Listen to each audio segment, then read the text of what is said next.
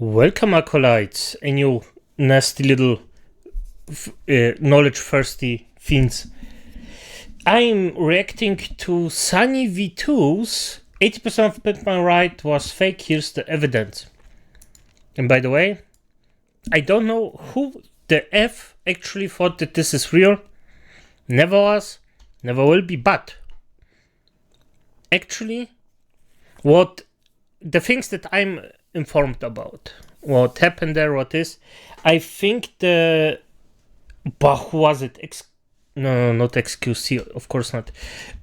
The guy that promoted the black guy, he's actually the only one that got really underpaid and didn't really want to do it after a while because he thought that they do something for, but I don't remember exactly what were the actual reasons about it. But let's see what Sunny V actually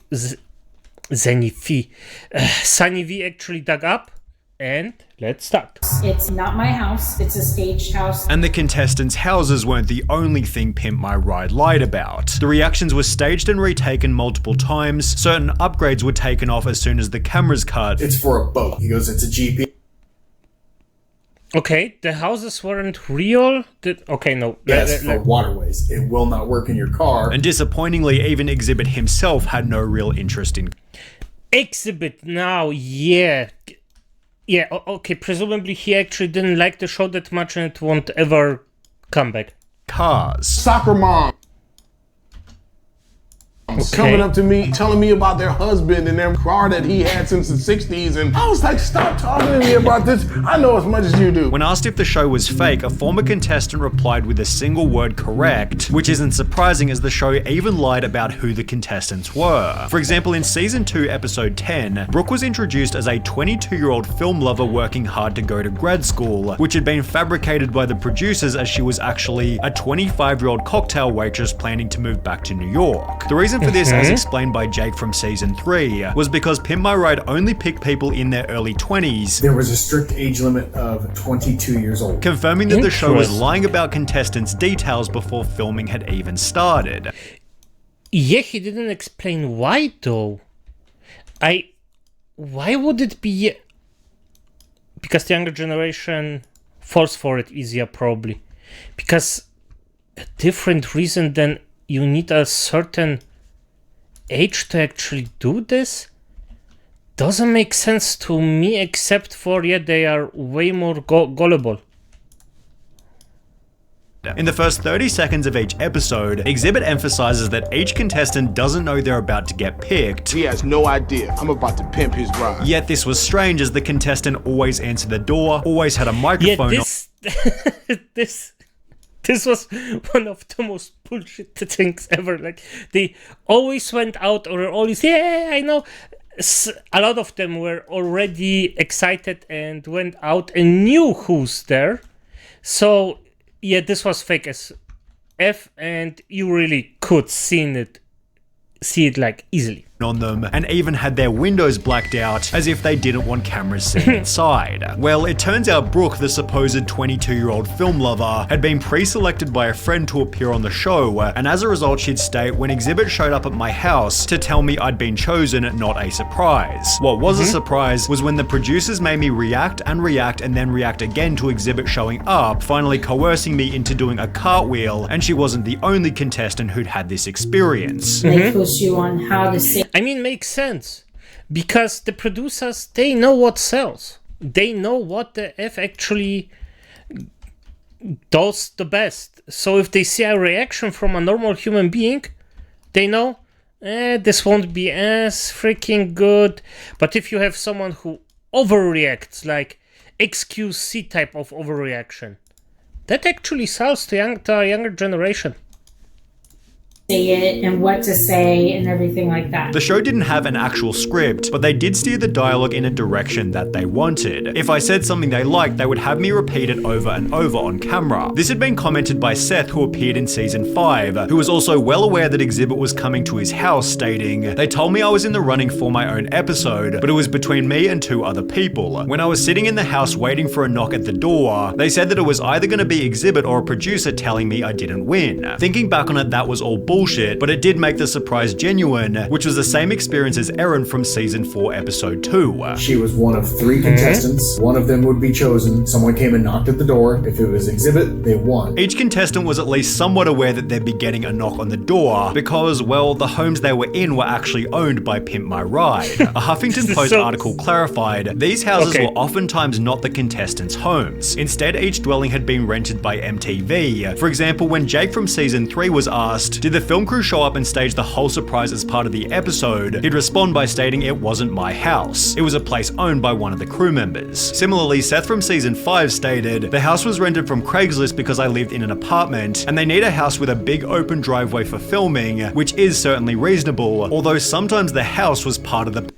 Yeah, I mean, it makes sense, to be honest. And yes, because... But all in all, most people don't live in that big of houses. Like, let's be real here, that's not that often. Person's story. In season 2, for example, Eric's car had supposedly been beat up in the rough streets of Compton. In Compton, ain't no street lights in Compton. However, judging from a quick look at Google Maps, it seems the episode was filmed in a much nicer neighborhood. So if Eric's story was inconsistent and Brooke's story from earlier was downright fabricated, then who else's stories were exaggerated for the sake of the show? Well, it seems pretty much all of them. In season 3, Jake's Buick had been bought from his grandma who smoked, and as a result, the show threw an extra few dozen cigarette butts in the car to make her just look like a totally disgusting person. On top of this, the show interviewed Jake. Oh, that's disgusting.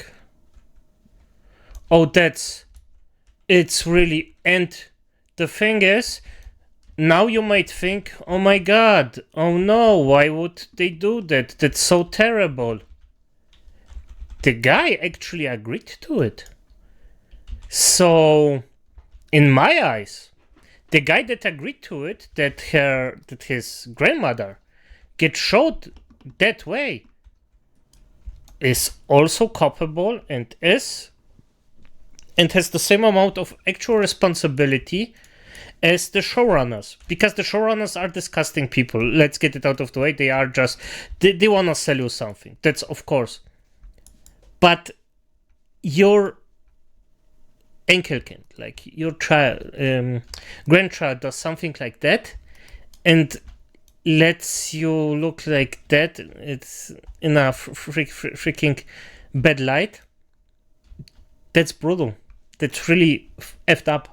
Ex-girlfriend toward the start of the episode, yet MTV apparently questioned me having a girlfriend and suggested I dump her because it was better for my desperate dude with a shit car image. A producer later responded by stating, why would we want a kid to break up with his girlfriend? How would that have helped the show? So while Jake's claim about his girlfriend was somewhat questionable, the cigarette story was confirmed by Seth, who had a similar experience. I know I'm fat, but they went the extra mile to make me look extra fat by telling the world that I kept candy all over my seat and floor just in case I got hungry. However, it seems the fakest story was Justin's in season 6. His front bumper had supposedly fallen off in a car crash. Here is the result of a 3-car pileup right here. Although according to a 2010 tweet, my friend Justin was on Pimp My Ride. On TV, he said his RAV4 was involved in a 3-car crash. No, it wasn't. Dude beat his car up with a bat. The same user then clarified, what he told me was that MTV suggested to him that he and his friend should do more damage to the car, which was confirmed by Justin himself, who'd add, yes, they removed my front bumper, used aircraft remover, and enhanced the dent on the side of my car. Whilst introducing the episode, Justin stated, one of my crazy ex-girlfriends actually threw nail polish on my hood. Although when he was asked why are all your ex-girlfriends so angry, Justin revealed it was just something I made up, while Erin from season 4 was also encouraged to make her car look bad. They asked to leave trash in the car. We went to In-N-Out, and so they told me to leave it in the cup holder, so I did. It seems the only real part of the show's intro was Xzibit's improvised dialogue, because it wasn't scripted. I could say whatever I want to say. And when Xzibit drove the car to the shop, Xzibit did actually take the cars and drive them away, with the exception of a few that were too broken down, and then they made it look like he did. Although this segment created even more problems. Most people believe that PMR takes the car and gives it back in like a week or something. That's what I thought was going to happen too, but in actuality they took my car for roughly 7 months, being a massive inconvenience for some of the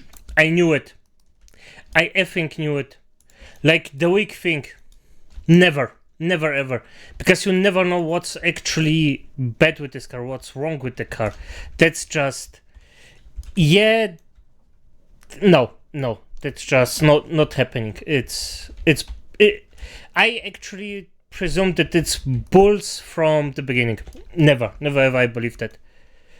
Whew. Show's contestants. And they make it look like they're moving really, really fast, but in reality, they weren't. When asked for the 5 months they had your car, did they supply you with a replacement car? Justin from season 6 replied, no, they gave me $2,000 to rent a car. But I was 19 at the time. I rented a car for a month and it cost me $1,000, forcing Justin to find his own transport for the remaining 4 months. Seth from season 5 had a similar experience, being forced to go to a really small shady company off the freeway by LAX because they were the only ones willing to rent to me because of my age. It sucked having that rental car because they wouldn't take payments over the phone, so once a month I had to drive all the way from West Covina to LAX just for them to swipe my card. Although the rental situation was better for other contestants. They had my car for about 6 months, and that time I had the rental car for 6 months as well. With Jake from season 3 adding, they gave me a really nice Mitsubishi Lancer to drive for the time they had the Buick. In the meantime, the crew began to plan how the rides were going to be pimped, although according to a former production staffer, this was also somewhat staged. The boardroom scenes with the WCC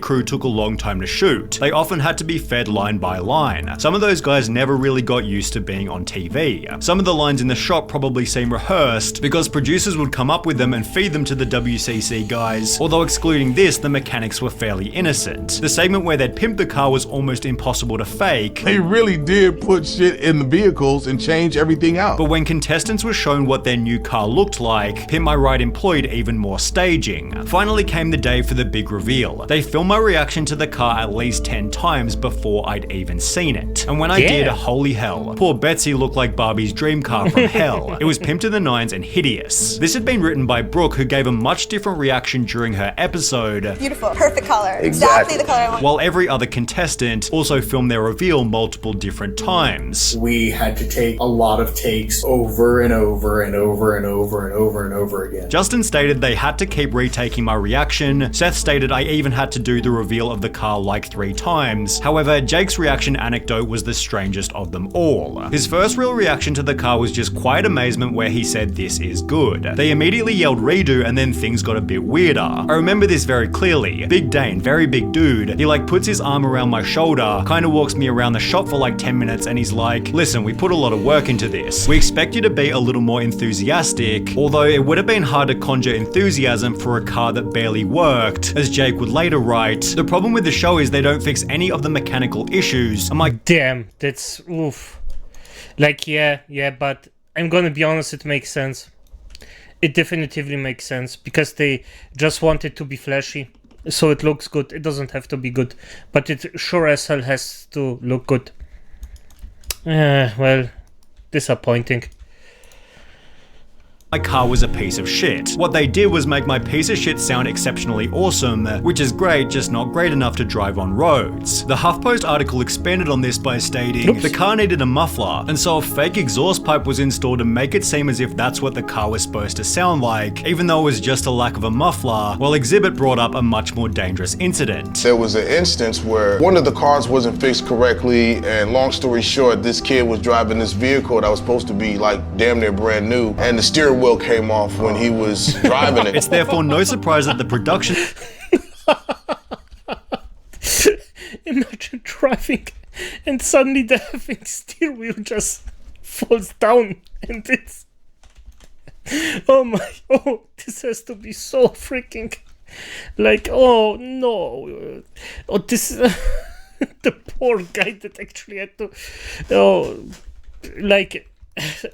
be in this situation, no. Staffer said, I can say that the cars often weren't fully ready when we shot the reveal. Some had to stay in the shop another week or so to get finished before the kids got them back, especially if they had mechanical issues, and it was Seth and his candy bars who seemed to fit this category. Pimp My Ride doubled down on his supposedly crappy diet by installing a cotton candy machine in the boot of the car, which didn't even work as the cotton candy machine didn't have a protective hood that fit. So if I tried turning it on, it would get candy strands everywhere. Very messy, so I never used it again after the shoot. Seth also never used the LED lights installed in the seats as they would get really hot if left on, while he also had to remove the gull-wing doors because the pistons used to lift them kept them from putting seatbelts in the back, which was highly dangerous. To add a cherry on top of the cake, he had to fork out a further $1,700 for a brand new engine, then adding, after that... Oh no, come on. Damn. Okay. Well, it is what it is. I mean, scammer be scammer. That's. Why am I even surprised though? That's something. Even I know this stuff actually, like with high probability, is bullshit. I'm still surprised at this. I don't know why. I cannot explain it. Maybe my belief in humanity is still way too high. I don't know.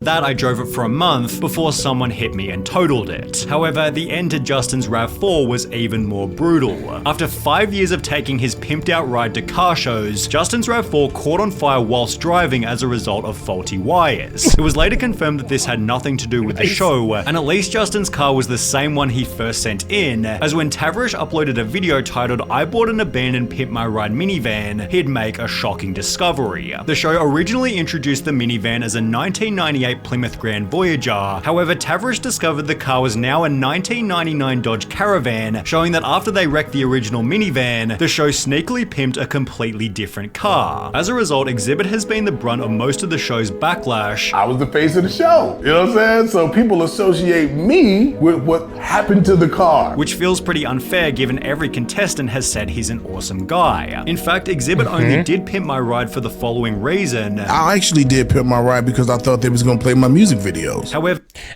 see, okay, yeah. But they presumably, I don't remember it correctly, but I think they didn't. It instead seemed to have the opposite effect. The show was taking away my credibility of what I've already done. It was taking so much time. I wasn't able to tour. I wasn't able to record albums. Oh, damn, I definitely didn't know. I was there filming. Which is even more depressing given he was barely paid for it. But at that particular time, you wasn't really happy with the pay though. Nah. And as a result, it's no surprise that Pimp My Ride is unlikely to make a comeback. When are we gonna get a Pimp My Ride? No, there'll be no more Pimp My Ride. Happily, there won't be another Pimp My Ride. Okay, because this can, yeah, it was what it was. But well, and as it is, my acolytes, you know, subscribe and comment. I forgot to say it at the start. Well, it is what it is. Good night. Yeah.